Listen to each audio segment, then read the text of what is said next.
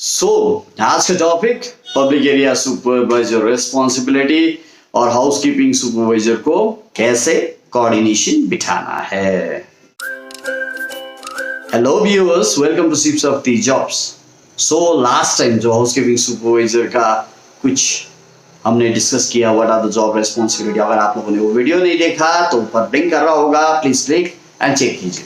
लेकिन क्योंकि आपको ये वीडियो को समझने के लिए वो वीडियो देखना जरूरी है। सो हाउसकीपिंग सुपरवाइजर के बारे में लास्ट टॉपिक में वो डिस्कस है अबाउट द रूम चेकिंग। लेकिन रूम चेकिंग करते समय भी guys, you can torture your staff. बार बार आप बोलोगे तेरा डस्टिंग छूट गया, तेरा सप्लाई छूट गया, तू ये कर रहा है, वो कर रहा है, तुम अटेंडेंट विल गेट फ्रस्ट्रेटेड। सो बार बार टोकना सही नहीं है।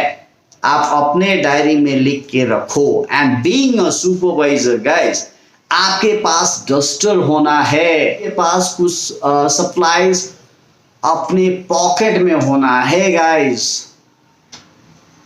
सुपरवाइजर बन गया इसका मतलब ये नहीं कि टाई कोट पहन लिए, हाथ में मोबाइल लिए और घूमते रहे, ऐसा नहीं है guys. No way.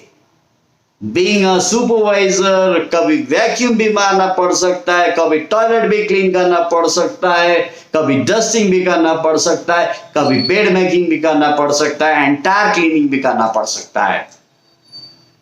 Ultimately we are हाउसकीपर्स, हम लोग हाउसकीपर है। इफ हाउसकीपर तक कर सकता है तो तुम सब कौन से खेत की मूली हो।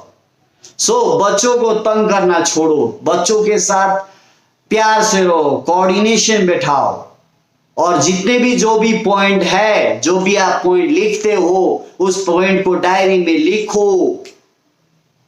और जब आपकी डीब्रीफिंग होती है उस टाइम इंडिविजुअली पॉइंट आउट मत करो, make it a group discussion. उसको इस तरह से निकालो, मैंने आज रूम चेक किया, कुछ रूम में ये कमी था, तो please work on that guys. ये चीज आपको बोलना पड़ेगा। हाउसकीपिंग सुपरवाइजर पूरी टीम को लेके नहीं चलेगा तो कौन लेके चलेगा बताओ, कौन लेके चलेगा? पूरी टीम को आपको लेके चलना है।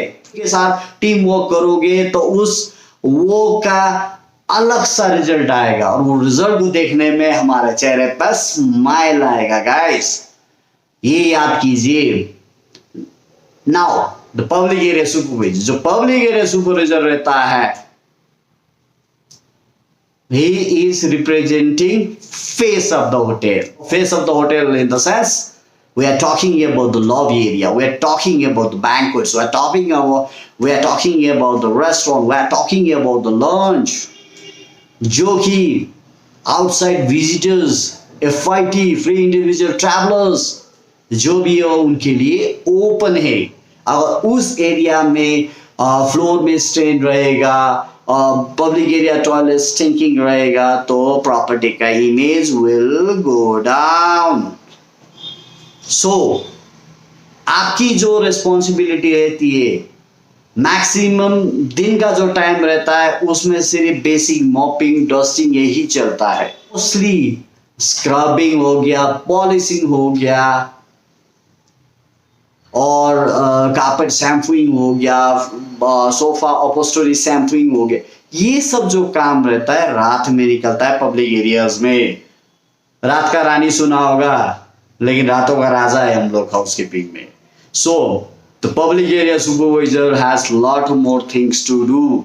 ही or she is the person who is taking care of entire property cleanliness, entire property hygiene। तो पब्लिक एरिया सुपरवाइजर्स को बैंक्वेट कोऑर्डिनेटर के साथ कोऑर्डिनेट करना है, बैंक्वेट हॉल के बारे में, रेस्टोरेंट मैनेजर के साथ कोऑर्डिनेट करना है कि शैम्पू हम लोग कब कर सकते, कब थोड़ा सा रस कम रहेगा, इसके बारे में कोऑर्डिनेशन करना है। और पब्लिक एरिया से कंटिन्यू राउंड लेना है, गो मैरी गो राउंड इस तरह से, ठीक है। पब्लिक एरियाज के अंदर में जितने भी हाई एंड एरियाज है जहाँ पे पॉलिशिंग के रिक्वायरमेंट है, जहाँ शैम्पूइंग के रिक्वायरमेंट है, ये सब उनको मेंटेन करना है, उनको ध्यान देना है, because public area is the face of the hotel. So let's climb it together.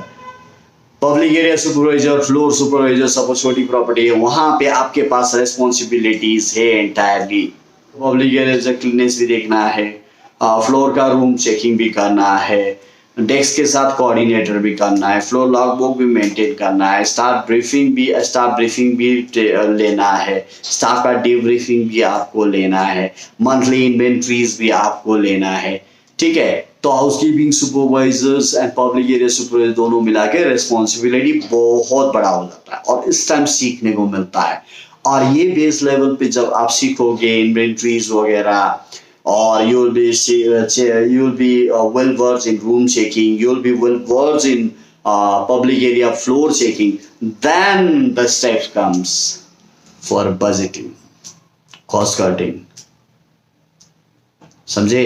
Budgeting, cost cutting.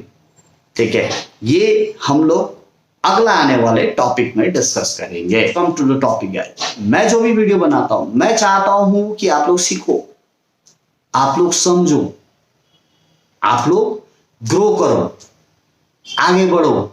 मेरे वीडियो के माध्यम से अगर कोई एक रूम अटेंडेंट की पोजीशन पे सुपरवाइजर तक पहुंचता है, कोई सुपरवाइजर से एग्जीक्यूटिव लेवल तक पहुंचता है, so I will be the most happiest person guys, I will be the most happiest person. क्योंकि मैं चाहता हूं आप लोग का ग्रोथ हो, मैं चाहता हूं कि आप लोग आगे बढ़ो, मैं चाहता हूं कि आप लोग आगे जाके इतना बोलो यार, शिव शक्ति जॉब्स में एक बंदा था, बोलो गधा भी था तो कोई फर्क नहीं पड़ता, बोलोगे कि उसकी वजह से हमें सीखने को मिला। So I will be most happy. कुछ क्वेश्चंस है, कुछ क्वेरीज है, ज्वाइन करो हमारे WhatsApp group. Bye bye, take care.